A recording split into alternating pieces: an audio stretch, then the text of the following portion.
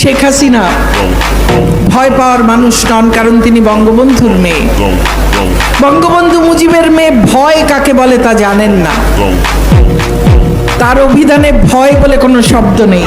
তিনি একমাত্র সৃষ্টিকর্তা ছাড়া আর কাউকে ভয় পান না।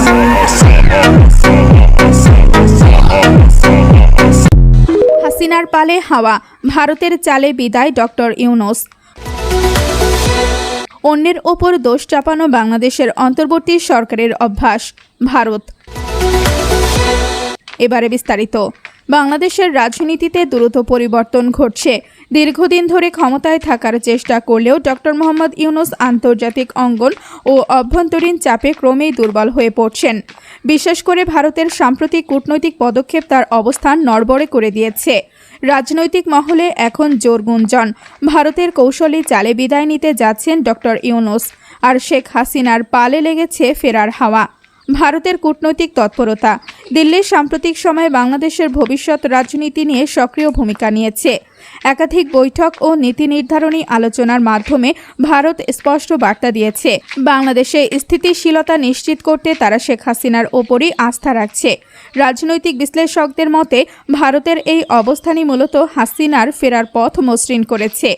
ইউনূস সরকারের কোণঠাসা অবস্থা, অর্থনৈতিক অস্থিরতা, জনগণের ক্ষোভ ও প্রশাসনিক দুর্বলতার কারণে ইউনূস সরকারের প্রতি সমর্থন দ্রুত হ্রাস পাচ্ছে। আন্তর্জাতিক মহল থেকেও তার বিরুদ্ধে সমালোচনা বাড়ছে। এক কূটনৈতিক সূত্র জানায়, ভারতের নীরব ইঙ্গিতেই ইউনূসের ভবিষ্যৎ অন্ধকার হয়ে গেছে। তার বিদায় এখন শুধু সময়ের অপেক্ষা। হাসিনার ফেরার প্রস্তুতি। অন্যদিকে শেখ হাসিনা তৃণমূল আওয়ামী লীগকে সংগঠিত করছেন এবং আন্তর্জাতিক মহলের সমর্থন আদায়ে সফল হয়েছেন। দিল্লি সফরের পর থেকেই দলীয় নেতাদের আত্মবিশ্বাস বেড়েছে বহুগুণ।